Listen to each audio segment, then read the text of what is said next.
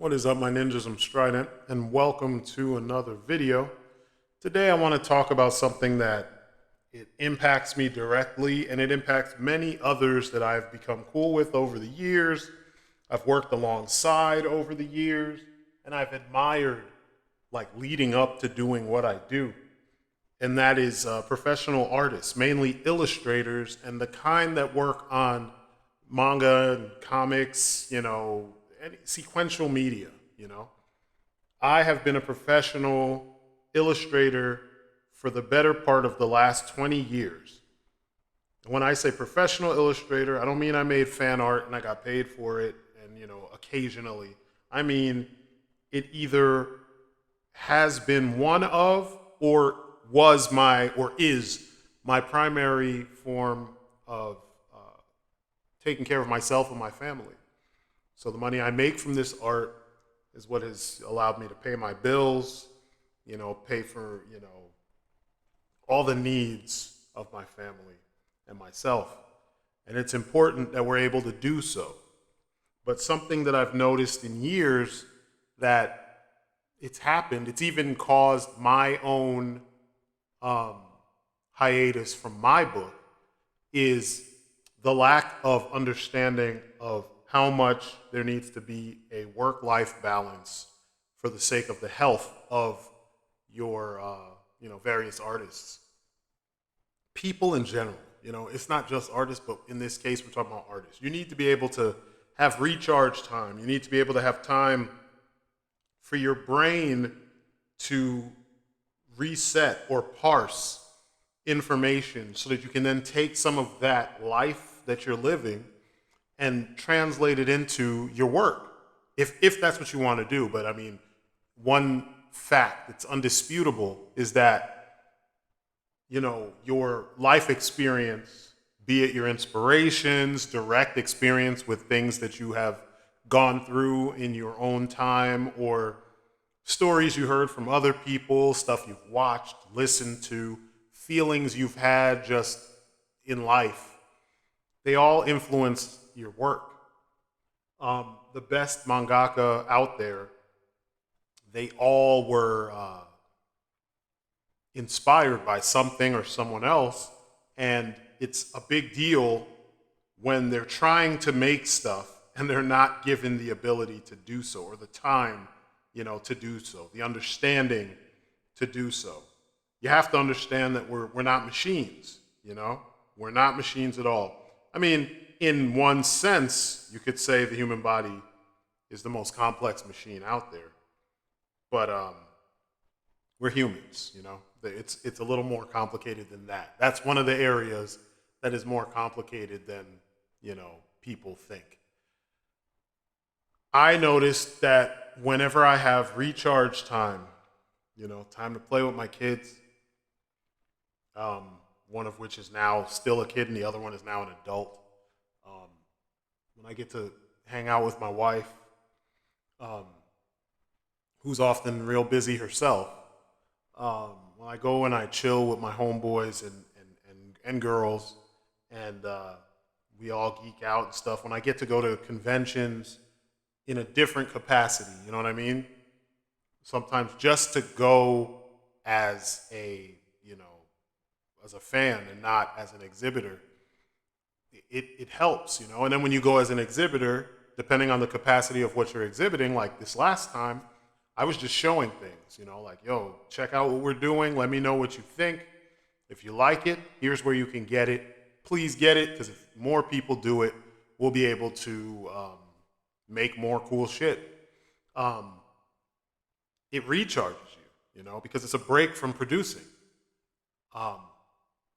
On one note, as a man in American society, forget all the nonsense that you hear right now from either extreme end, and just think about historically how men are viewed in society. We're supposed to produce. That's what we do. We produce, we protect, we provide. We just do. Nobody gives a shit about what we feel as we do this stuff, what we go through in order to bring these things to light, to do these things. I was raised extremely old school, so that's why you hear this from me. Nobody gives a shit about how you feel about all the things. You got to deal with it, but you have to deal with it. You don't need to be putting that out there for everybody else to worry about. You just deal and you do what you got to do. Over the course of my life, things have happened to make me kind of loosen up on that. And I talk to people about it because early on, I used to keep all the shit to myself and it caused me problems. You know what I mean? These things manifest in health problems. And so, I have a few. I don't have a whole bunch, thankfully. But there's a direct correlation between holding your frustration inside and not letting it out, and just in general, the difference when you get it out. You talk to people, you let them know. Sometimes you'll find by letting out that, speaking about it with someone, especially people who are in a similar field to you, you can get help. They can help you. You know what I mean? So it's good to find like-minded people, and I don't mean yes men, because that's the misconception in this day and age. Find a bunch of people that'll suck your dick, you know what I mean, and completely kiss your ass, cradle the balls, the whole nine, and don't find people who are going through what you're going through or in a similar position to yours so that they can understand and they'll give you the truth about what you should be doing, as opposed to just being like, yeah, man, I feel your pain, man. But you're great anyway. You're great. Don't worry about it. You're the greatest. You know what I mean? Fuck that shit. Yes men don't help you at all. All they do is momentarily you feel good because you feel like you're doing the right thing, like you're doing things correctly, like you're not doing any wrong ever in anything. You want to avoid yes men like the fucking plague. What you want are people who, they're not afraid of you. They're not trying to kiss your behind, but they want you to succeed. And they want to be around to see you succeed. So they give it to you the way that it's supposed to be. So you know when you're fucked up. You know when you're overdoing it. You know when you're not doing enough. They'll tell you. You know when you didn't put your best foot forward on your work, because they'll tell you. One thing I got from art school, 2 different art schools, is the friends I made there, we could talk like that. And my friends consisted of past teachers and, classmates. So, the teachers, many people I respected, they would give it to you straight. And I respected them for that because I needed people to not sugarcoat the highs and lows and the realities of the job. A lot of people want to sugarcoat everything, and they hide behind these cliche sayings like, if you pick something you love, you don't work a day in your life. Get the fuck out of here. It's still work. You love it, so you ignore all the repercussions and shit, but it's still fucking work, Yeah, it feels better than doing a soulless job, but 16 to 20 hours a day is still 16 to 20 hours a day, whether you notice it or not. There's eventual side effects from all that shit. And that's what I want to talk about is people need to calm down, calm the fuck down. Understand the humans are on the other end of this stuff. And I know maybe that'll change because of AI, art, and all that shit. I don't think so, because the quality of what you'll get, it may look great, which is typically all Americans seem to be interested in. It looks amazing. It's so awesome looking.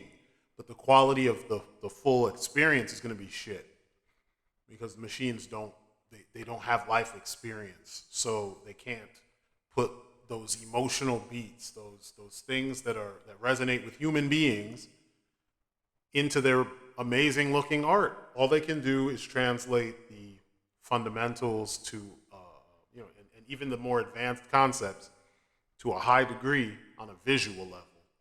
So you'll be missing out on that human element. But humans make stuff, and we make stuff based on our experience, likes, dislikes, loves, inspiration that we get from other people out there, other artists and other things, stories, movies, whatever. And we need time to recharge during the process of making these things. Um, I was watching a video on the anime and manga Hunter x Hunter. It's not one of my favorites. I do think to some degree it's extremely overrated. I prefer Yu Yu Hakusho, but the modern era, there's everything is the greatest of all time. Everything is the best of all time. Everything is the most successful of all time. You hear that so often that it's a cliche now.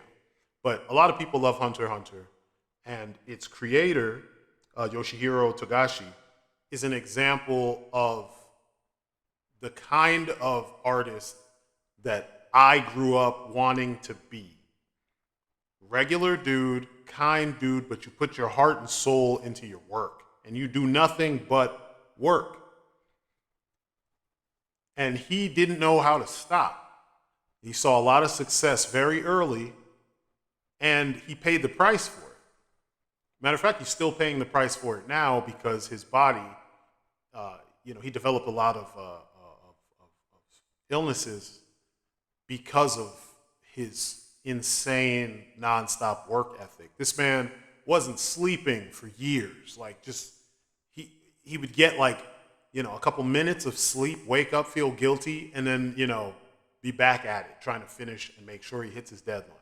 I've brought it up in videos, and if you go back and you look, you'll find it. Whenever I talk about this stuff, the way I was taught, many of us were taught, is you live and you die by your deadlines. Because for us, if this is your primary source of funds, for life, to live, if you don't work, you don't eat. You miss your deadlines, you don't get paid, you don't eat. So that fear is real. A lot of you out there don't know this because you dabble. And then because of the way the internet has worked when it comes to this stuff, you can be a mediocre artist, but if you're drawing the popular stuff, you still get, some help. You get some recognition. People will pay for it. But if you create something wholly new, for some reason, there's a very strange, like a strange rejection to that stuff.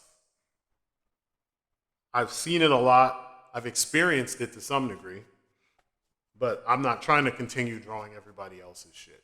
Everybody else's shit already existed. And a big chunk of the 20 years I've been active,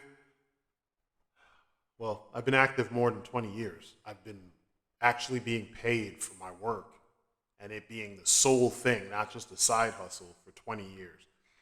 But early on, I used to do other people's work. Other people would design stuff or come up with the idea, and then I would have to design it. Other people would write a story, I would illustrate it. You know what I mean? And some I did under my own name, and some I did under pseudonyms. Some I did in collaboration with the whole team, so that the name of the group is there, not our individual names. It just depends, Some I did for hire, so I don't have any fucking clue what they did with the work once it was done. But Togashi did a ton of this work to the point that his body paid the price. Homeboy didn't sleep. Homeboy didn't have any hobbies. Homeboy didn't have any friends. He was almost a shut-in. I mean, that's essentially what he was. And there's an infamous image of him playing, I think it was Dragon Ball, one of the Dragon Ball video games from back in the day, on the floor. He's sitting on the floor, or laying on the floor in his apartment, surrounded by trash, because all he did was work. So he didn't have, he had a big ass apartment, but he didn't have the etiquette to keep his place looking like a human lives there. And he didn't have the time because all he did was work. It's kind of surprising that he's playing a video game because, from the schedule that he had, he didn't have any time. And if you know manga, this is a problem with the manga industry in general, is you produce, and the companies, the various studios that produced a lot of the mangaka work for, publishers, they perpetuate this because this is just the way it's been done. And they don't expect you to want to have a life outside of producing for them. It's extremely predatory. It's fucked up. Somebody out there is going to try and be an edgelord in the comments and just be like, suck it up. It's work, blah, blah, blah. Fuck you. You know what I mean? Fuck you. You talk loud and then don't produce anything. And that's a big problem. And it's why this kind of thing continues. If you appreciate art, then you need to appreciate the people who make it. And since the people who make it, myself included, need time to get ourselves right so that we can continue to make art, we don't need you demanding that we just keep making stuff. I did a stint on Line Webtoon with War of the Gods, and what I kept hearing was, this is amazing, or your art's insane, man, I'm digging this, keep going. And I'm like, well, this is a preview. You can buy the full comic here. And it didn't translate into shit. So then I put up a small preview for the next issue, because that's what I did with the issues, is I would put a preview up, and then I would put a preview chapter up, and then I would let them know the next issue's out. I did it for 2.5 issues, and then I stopped because I was like, this is bullshit. Dude, this is insane. Dude, this is insane. I kept hearing this from Korean people too, like a lot of Korean folks. And I'm like, if it's so insane and you want to read more and you know how this stuff is done, why are you not going where you can get the whole thing? It makes me believe I probably should just have a subscription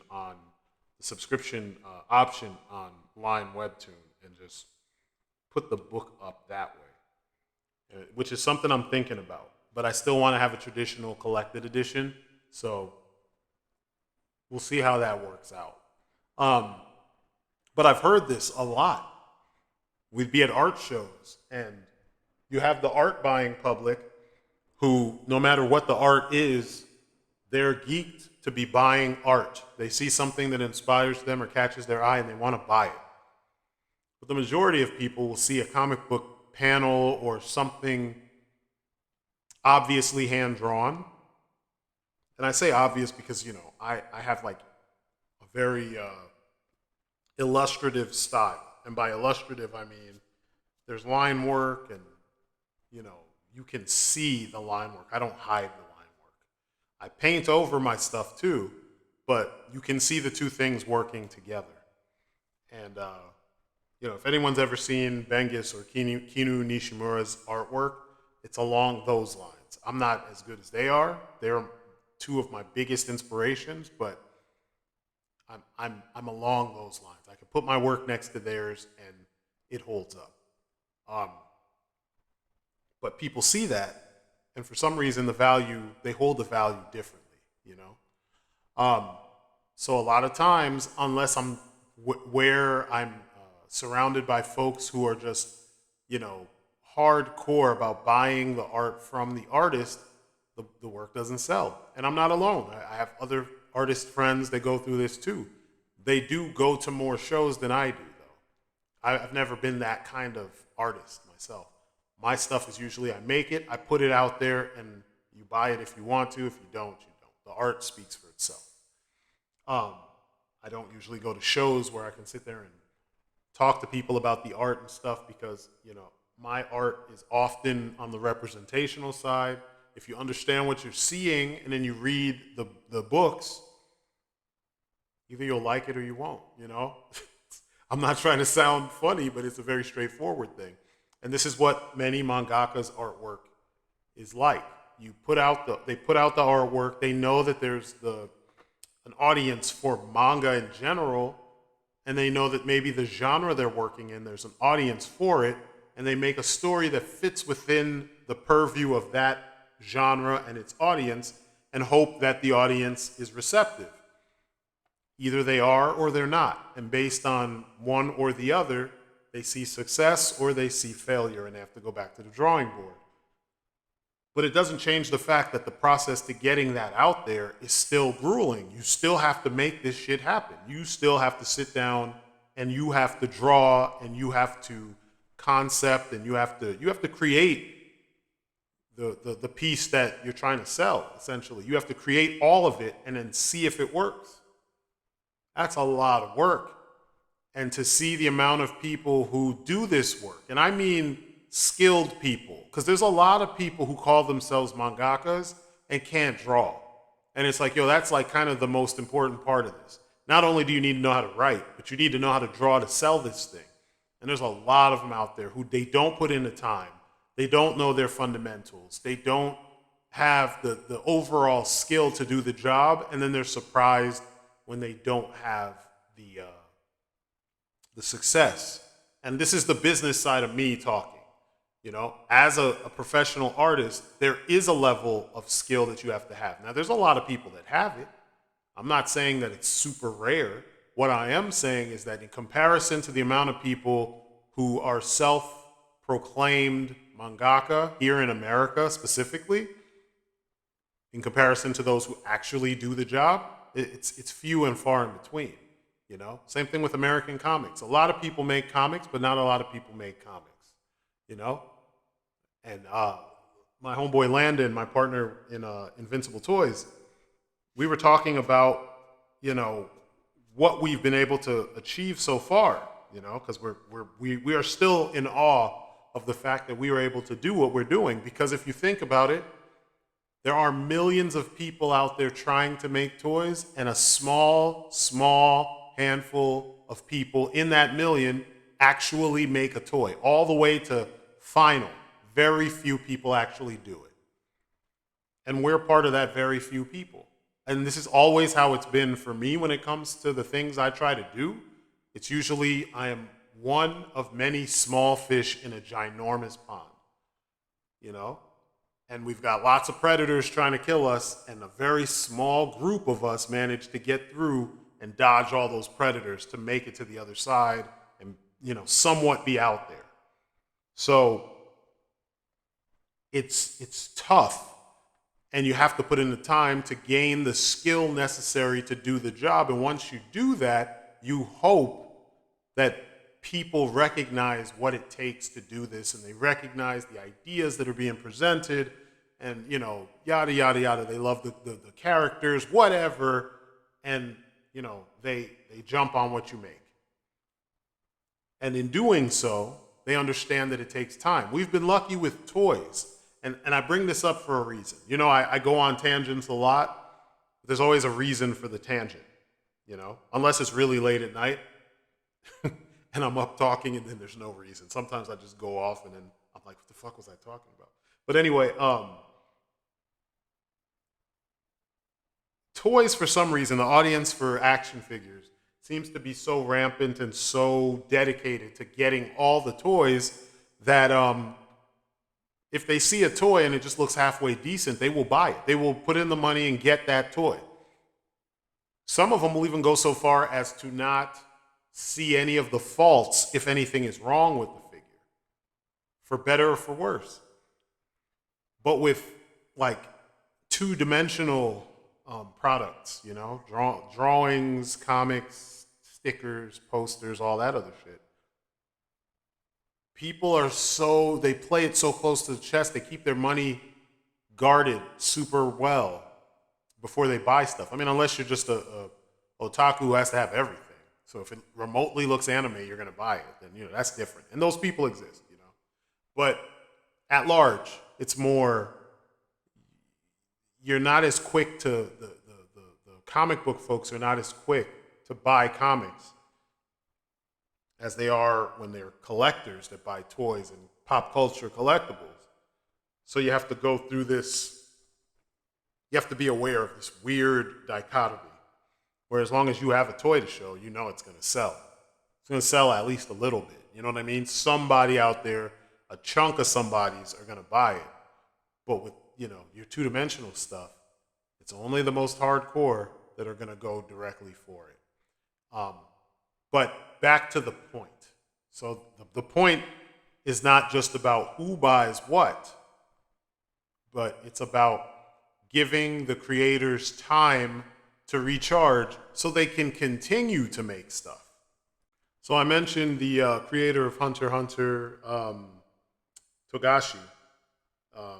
and how he had issues from the style of his lifestyle, surrounding him being a mangaka and being a successful one who churned out so much work at such a high volume.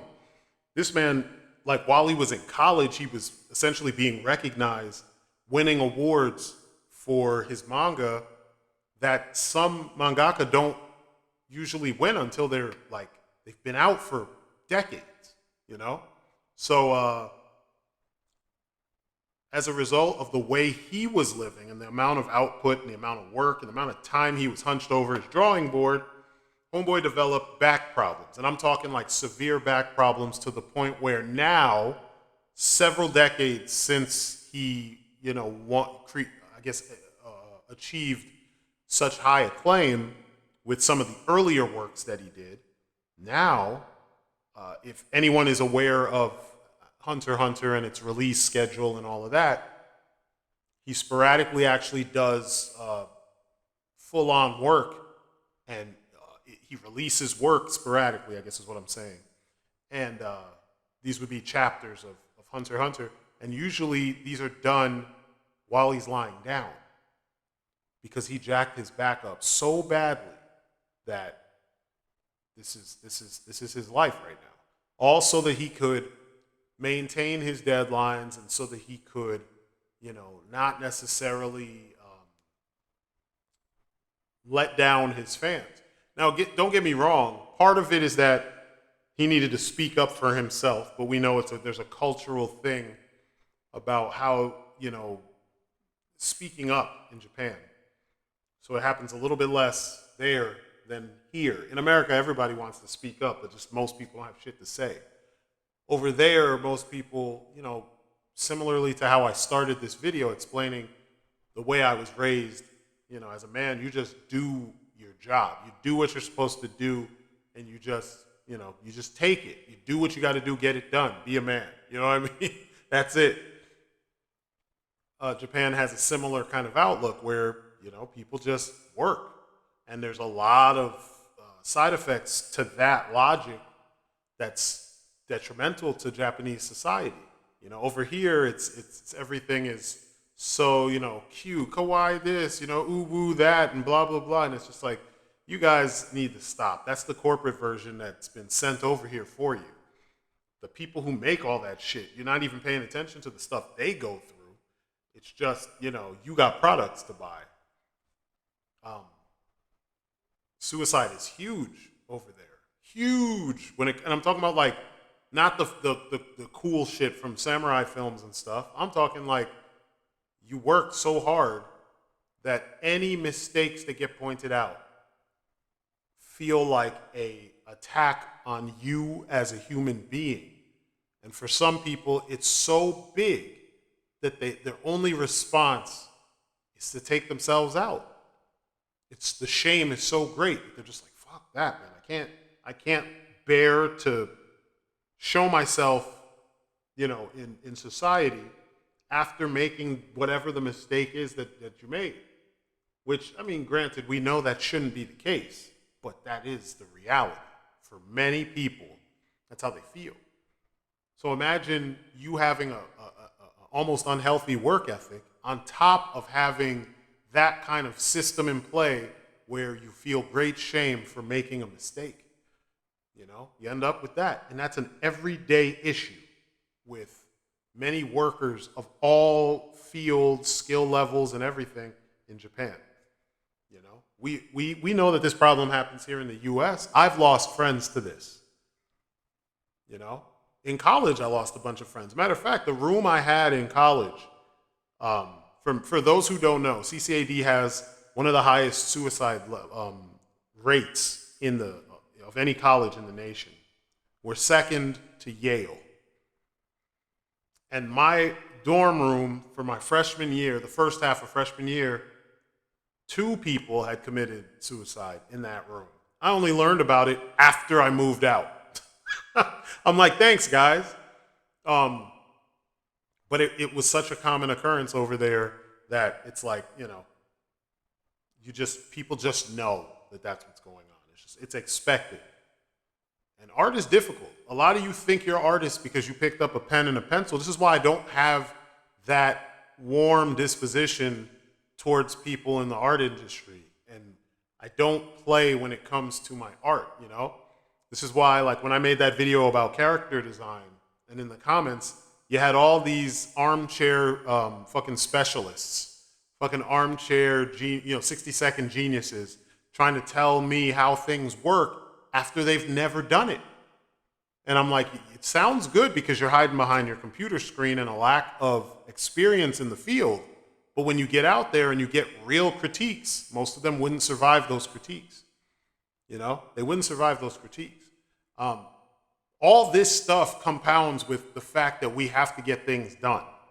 And so for those of us who don't have the disposition where we can't take being critiqued and we can't take making a mistake, and we the ones of us that don't want to take ourselves out if we make a mistake and we just want to fix it so we can get paid and do the work on time, we still need time. We need time to recharge, you know? The next time that you guys are, consuming a comic book online, forget the politics. If you read books online, however you read them online, just do it. You know what I mean? Do what you do.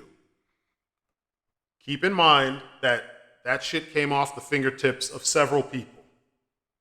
Those people have families and they got to eat, in most cases. Some people don't.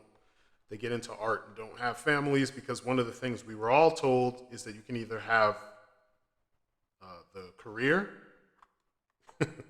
and not the family, and then you have success, or you can have the family and, moderate success. So essentially it was kind of warning us to not try to have a family if we want to do this job, which, that's a little extreme because there are a lot of successful artists that have families and such, and they have success, like pretty great success.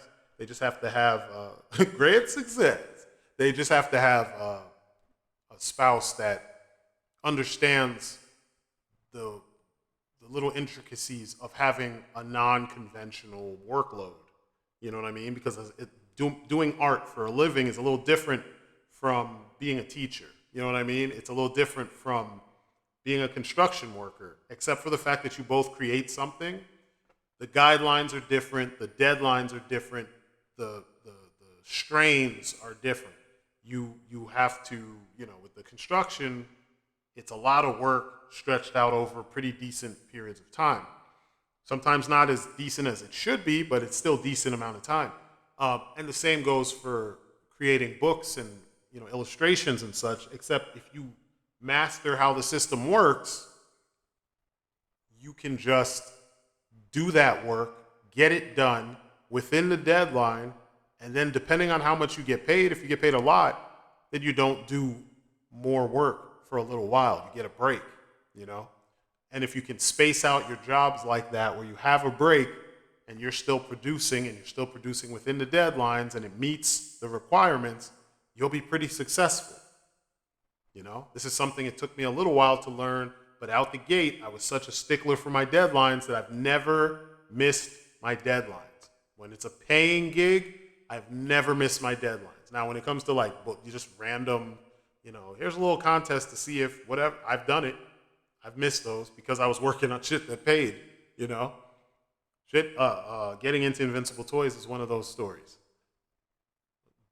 That was a side gig for Invincible Toys. It was a free poster creating gig type deal. And I was working on 2 different jobs that I was being paid for. And that's why I missed the poster creation gig for Invincible Toys. I gave the poster to Landon, and that sparked up conversation. I was like, yeah, just keep it. Don't worry about the contest, because I obviously missed the deadline, but, keep the poster, do what you want to do with it. And then that turned into me and him becoming cool, him needing someone with my skill set, and then on top of it, us being similar kinds of, collectors or toy aficionados and, us having similar goals. And then now we work together pretty regularly, But with all that, the main point I'm trying to get at is that art takes time. Good art, bad art, art takes time. It's coming from an artist, it's coming from someone who set out to make something awesome. Sometimes once it's been kind of defined or established that, this guy makes awesome shit, you have to understand if he makes awesome shit, he needs time to make that awesome shit, to make more awesome shit. And it's demanding making quality shit. It could be music, it could be, visual arts or whatever, but whatever it is, it takes time. And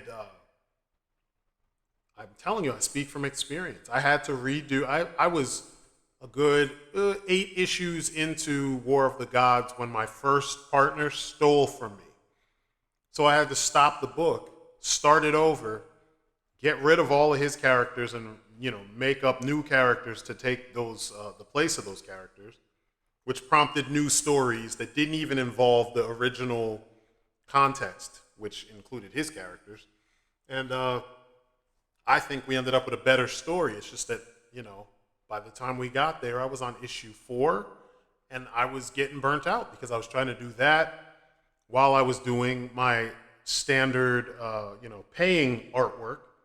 And so it just became one of those things where I needed time so that I could, produce, I needed time to rest.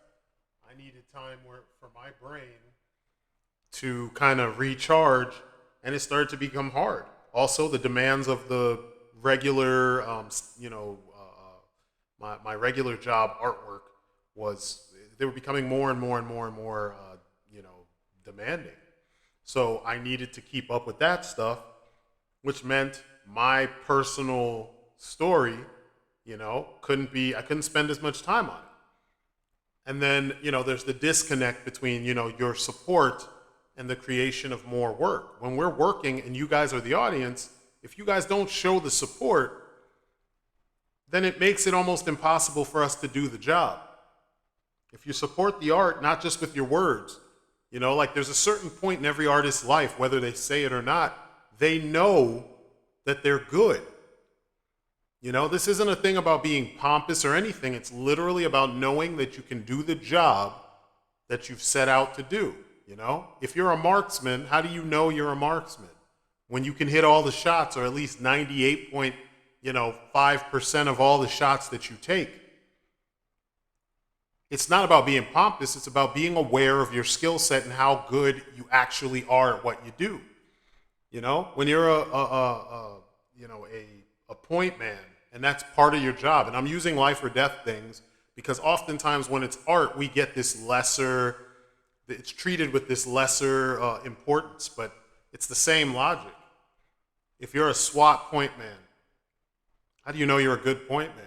Well, are you alive to tell people that you're a point man? You have all your limbs? Is the rest of your team alive from the missions that you were the designated point man? If so, then you're doing the job right. It's extremely simple. And the same goes for, illustrators. Are you working? Yeah. Are you paying your bills with your art? Yeah. Well, then you're doing the job. Are people coming to you to hire you, or are you reaching out to them? If people are coming to you, you're doing the job. You're doing it right. You're doing it at a high level. If you're reaching out to everybody to offer your skills to them, then, you might be doing the job, but you might not be doing it to the level that, you need to be considered successful. These things are just measurements of how well you do the thing you do. I realized some of this more so than in the past when I was at PowerCon this last weekend, because, I've been doing typical graphic design. That's my day job, where I have a workload every day, and every day I finish things. Every week, every month, I've got a couple things on the docket. I finish them, and I move on. But at PowerCon, I was in demand, which was different because typically, I already work for, my state government, and they need me to do what they need me to do, which is graphic design shit. It's boring, but they need me to do it. So they tell me what they need and I get it done.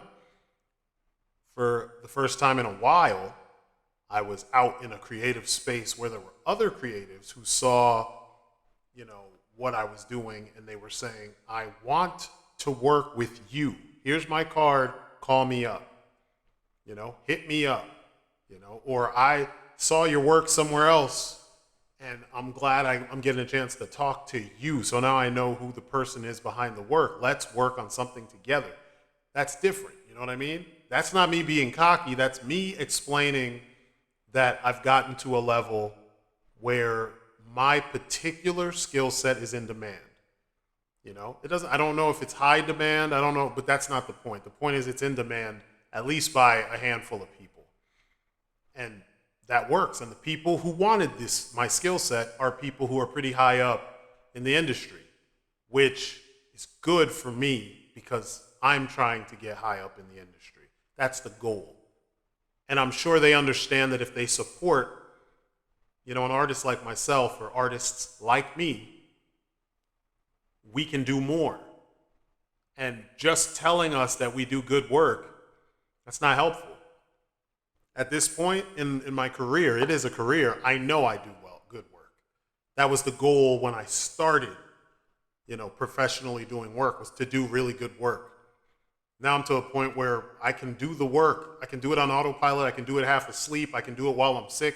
I can do it because I've been practicing to get to a point where I'm good enough to do the job under whatever the circumstances is. It's a skill set, but that doesn't mean that I don't need time to recharge. So if you take anything away from all this that I'm telling you, keep in mind that like any other skill set, it takes time to develop it, and it takes time to recharge in between creating the quality shit that we create with this skill set. So when you see your favorite creator, the next time you see their work, do not tell them, give me more. Tell them, you appreciate what they're making, and take as much time as you need to recharge before you make the next, awesome thing that they make. Because, rest assured, they will make awesome shit if they're given the time to recharge in between making the last piece of awesome shit that they made. I know that sounded weird, but I don't mean that in a negative way. Piece, as in a piece of art, shit as in stuff. You know what I mean? I don't mean that in any negative way. This is just how I talk. You heard us talking on that last video at PowerCon. This is an East Coast thing. This is how we talk. Especially older folks from the East Coast, this is how we talk. Use, shit, them. We talk like this. We curse about all the things, and it's not always negative. Curses take on universal meaning when in our hands. It's how you learn how versatile profanity can be. But anyway, I know this was a long one, but I'm passionate about this because it's something I deal with on a regular basis. People always want more, but people refuse to acknowledge what it takes to create the more. We need more people to understand that it takes a while to make good stuff. And, not everybody is capable of making the same level of stuff. So when you come across those who are, give them their time, encourage them, and you will get quality shit. Support them, you will get quality shit. Like I said, at PowerCon, I was surrounded by people in the same position as myself, and every penny I spent was spent with one of them. Other independent ventures. Stuff I had seen before, stuff I hadn't seen before. And then going forward, I think that's where my money is going to go more, because in the past it was one of the things, but it wasn't the only place. Usually when we go out, my wife and I like to support mom and pop shops and smaller, local places and stuff, because there's just more heart and more, you can feel that they give a shit, the pride, you can feel it. Whereas corporate shit, it's just corporate. It's literally, you created a template, and now you cut and paste all the pieces of the template in every, unit of whatever it is they make. When you deal with the mom and pop shops, it's pride. You know, they're putting a little bit of themselves into everything that they give you. So support them beyond a shadow of a doubt. You have to see there is a drastic difference in what you get from those folks versus what you get from these big companies that have commoditized every fucking thing. So, you know, keep that in mind. If you take anything from this and, you know, show your favorite creators some support, you know, don't be so hard on them. And, you know, this goes doubly so for folks that make the best comics that you read, especially the independent people and your mangakas, man. Those guys are killing themselves. And there's many young people who want to follow in their footsteps to get the fame they got, and they're killing themselves, man. Like literally killing themselves. Cut them some slack. Cut them some slack so that they can actually survive, live, have a fulfilling life while making the art that they love, that in turn you love. That's it for me. You guys have been great. Peace outside.